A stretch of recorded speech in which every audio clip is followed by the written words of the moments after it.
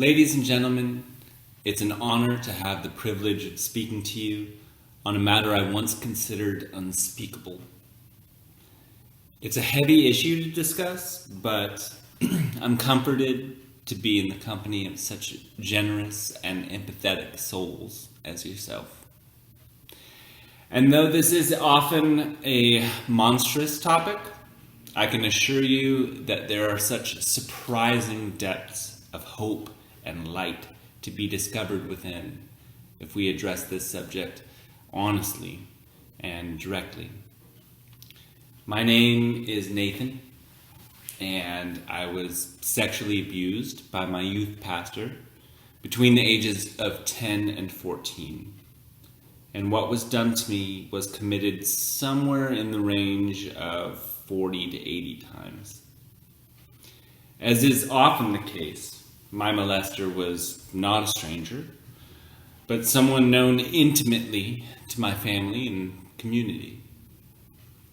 The devastation it caused to the trajectory of my life is difficult to measure. And when the abuse finally ended, I didn't report it for 7 years. When I did finally find the words to say the unsayable, or perhaps when those words found me, Detective Reynolds was dispatched south from Hillsborough to interview me in Eugene, where I was attending school. Upon meeting him for the first time, the detective said, "Nathan, I'm going to tell you something disturbing." In somewhat graphic detail, he described one of his more recent cases, described a body that had been found in the woods and what had been done to it. I'll not share those details with you, but then he said something that will stick to my ribs until the day that I die. He said, "Nathan, by keeping this awful secret all these years, you were trying to protect your family, trying to protect your friends, trying to protect your church. And I didn't tell you that story to impress you or freak you out. I just need you to know that you don't have to protect me. You can tell me about the worst things that have ever happened to you, and I'm going to be okay. I'll be just fine. And I need you to tell me everything." That statement on that day by that cop occurred to me as an oceanic relief. As though I was able to take my first breath in 10 years. It filled the branches and boughs of my mind with an invisible Pacific body of wind, and inspired me to say what needs saying and to wreck what needs wrecking. It inspires me for two reasons. The first is that Detective Reynolds acknowledged the innate heroism of children. Just as I would give anything, to protect my two young boys from the pain and tragedy of this mortal life, they were born intrinsically wanting to protect me too. Our children come to us brave, naturally benevolent, and brimming with courage.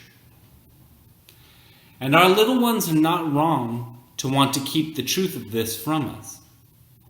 According to the CDC, sexual abuse may happen to 1 in 20 boys, though that may be as high as 1 in 6. For girls, that figure can be as high as 1 in 4. What are we even supposed to do with a statistic like that? Sometimes when I get on a bus, I count how many people get on and do the math. Where in our hearts can we find room enough to house such grief? By the illuminated mandates of their blood, our kids naturally want to keep that weight from us. Over the course of 10 years or more, I managed to write a small book called I Need to Tell You Everything about my experiences that I published online for free. I was totally unprepared for the response.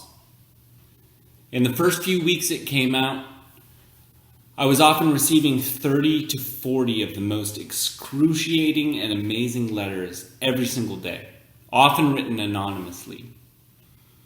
Folks told me things that they had never told anyone, gruesome and heartbreaking and astonishing letters. I was not trained to deal with that volume of trauma, and it pretty much buckled me. But one of the letters seemed exceptionally telling. A woman told me about what had been done to her by an uncle. She never told her brother because she didn't want to break his heart. She didn't want him to have to deal with that knowledge. But finally, many years later, while sitting out by a fire with her brother, the words came to her and the Spirit took her. She told him what had happened. And her brother starts crying. And then he says that the same uncle had done the same thing to him, but that he had never told his sister because he had wanted to protect his sister from that knowledge. He hadn't wanted to break her heart. Neither of them had ever known what they had shared. It's like something out of O. Henry, the tragic comedy of how we try to protect the ones we love and how they try to protect us. The second reason that Detective Reynolds' little speech so impacted me was that I knew then that there were saintly adults in this world, imbued with the unearthly fortitude and psychological stamina to look true evil in the eye and endeavor to help best as they can. Many of these blessed souls are with us this evening. Funding their work is necessary, but a paltry substitute for the Main Street parades and public laurels that these heroines and heroes so richly deserve. Because if you believe that you could confront the trauma of child abuse on a daily basis, then you are a stronger person than me. Luckily for all of us, such shining spirits really do exist. And to me, that is astonishingly beautiful. To those of you watching who are servants for hurt children, to those of you committed to this often unbearable work, grinding it out unheralded and under-celebrated in the trenches of grief-stricken calamity, I wreathe you now in my own thankful tears and offer up continents of praise to your strength and kindness. Without exaggeration, you are blessed among us. And I know in my heart that you take this home with you, that after work you go to sleep with this. Whatever we believe in, I pray that you are able to take care of yourselves as you metabolize the worst of the worst, and that you emerge each day aglow. But there are many more reasons to take heart when confronting the horrors of the abuse of children. For example, the plasticity of the human brain is a miracle. By which I mean this. The sexual abuse that I endured as a kid caused me what amounts to brain damage. I've got what is called complex post-traumatic stress disorder, differentiated from the more common diagnosis of PTSD because it involves prolonged exposure to interpersonal trauma.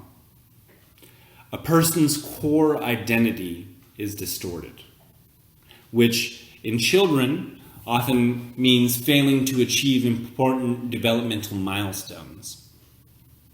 It also causes impulse control problems, sleep problems, attention problems, as well as discrete memory states. It causes attachment disorders, shame, issues with cause and effect thinking, and it wrecks executive functioning. By the book, complex PTSD causes a fragmented and disconnected autobiographical narrative. And that is me, and that is me again, and that is me again, check, check, check. But that's not the end of it for people who have endured child abuse. Many traumatic memories are inscribed into the limbic system of the brain, rather than into the prefrontal cortex. The limbic system, like a newborn baby, has no understanding of time. These memories are much more technicolor, much more based in the senses and the body. As these horrific memories are encoded, without an understanding of temporal chronology, they occur to us in the present tense, as though they are happening now. That's why, in group therapy, you might see a big, strong dude scared to death about something that had happened to him when he was an 8-year-old boy, as though it's happening to him now. But despite the often severe brain damage caused by child abuse, the human mind remains plastic, malleable, flexible, rewritable. It regularly proves itself to be the most resilient of our bodily organs. Even as an adult, I continue to weave the holes that were torn in me when I was a kid. For years, different forms of therapy have helped me reconstitute my sense of self and put my trauma where it belongs, which is in the past. However, this plasticity, this ability for the brain to change and heal, does decrease as we get older and our identities become more fixed. This is why early intervention in situations of child abuse is so urgently necessary. If you catch it early, it can be gently and expertly addressed by professionals. You're not only saving one of our children in that moment, you continue to save them the next year and the next decade and for the rest of their lives. Finding and treating abuse is so hard because children want to keep it a secret to protect us. But they also want to keep it secret because it's confusing, especially for our littlest neighbors, who often don't have the vocabulary or experience to place what they have endured in a context of what is considered normal.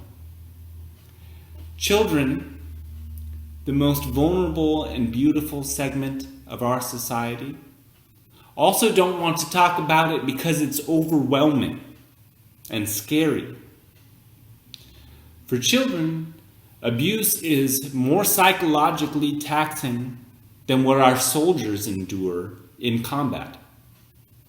And they just don't know what will happen when they say the words. That is why it is a moral imperative as citizens and neighbors and parents and leaders of the community that we ensure that the gentle and heroic warriors and healers of organizations like the ABC House have every possible resource they need to do work so impossibly difficult that most of us cannot even bring ourselves to imagine it. This means money, and some of the best and most blessed dollars your family or your company will ever possibly spend. But this also means listening and learning, educating ourselves as protectors, and giving voice to what has previously been unspeakable.